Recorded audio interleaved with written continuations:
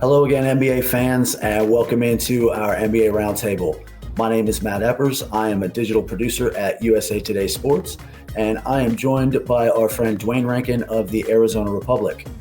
The second half playoff push is underway, and we are here to go through some of the biggest NBA news trending in the headlines. And we want to begin with the Sixers, where the James Harden era is off and running. Dwayne, what have you seen from the Sixers in these first few games with Harden? How excited should those Philly fans be? Well, they should be very excited because one, James Harden, he's hit the fountain of slim because he's looked like he's trimmer than he was with Brooklyn. Just suddenly, a guy looked like 10 pounds lighter and he's running. And the thing with this right now is that Harden, if he's going to play with that kind of pace, you're going to get easier shots for other people. Maxi's going to get easier shots. Tobias Harris, easier shots. Thibault, easier shots. And him and Embiid's going to get easier shots because as much as James Harden can score, he can also dish it. He's always been, since he got to Houston, his assist numbers have always been up there. So he can set up Embiid for easier looks. I think you're going to see Embiid playing, not having to do as much, not only as far as scoring, but also just he doesn't have to take as many tough shots because James is going to set him up for some easier buckets. And if Embiid can still get 30-something like he did, and then if James is getting his 28, 29, you're talking about 50 already off the top. And that's a very scary situation. I mean, the Sixers right now, when I look at, they should be, the fan base should be nuts because those two together, we're talking about a team that should get to the finals. What are you seeing from Ja Morant? And, he's starting to get some MVP buzz. Where do you think he sort of fits into that discussion?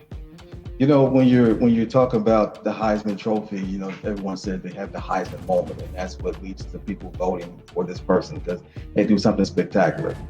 Ja Morant is having MVP moments, it seems like, every game. Like he's having multiple, like the dunk in the last game, and then him catching the ball, a long pass down court from Steven Adams, and he makes the shot. I mean, it's incredible the stuff that he is able to do. So when you're having those kind of moments, and where Memphis is right now as a team, they're only a game behind the Warriors for second. He has to be in your top three.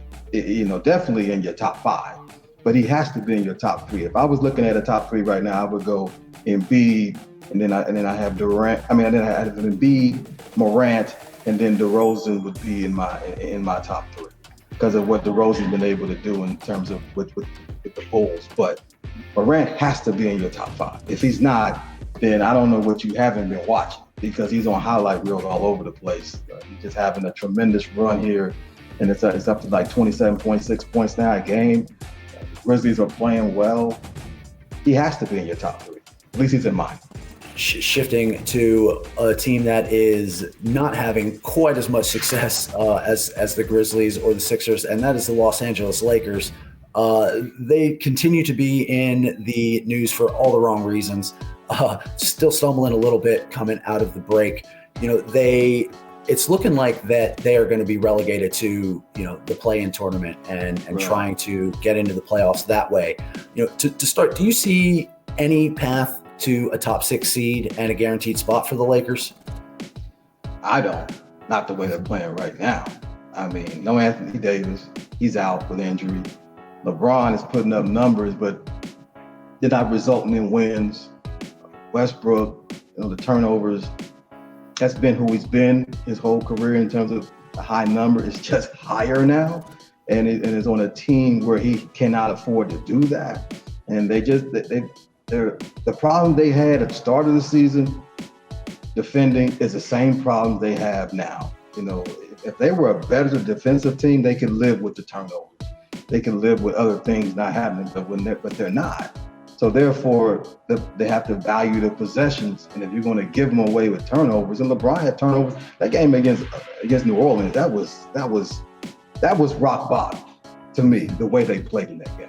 So, I think in terms of just getting somewhat, you can't even think of them in the top 6 seed right now. I mean, the play-in is where they are. That's probably where they're going to end up. And, for their sake, I hope they get like 7 or 8. Because if they don't, they got to win twice. Mm-hmm. They may not even make the playoffs.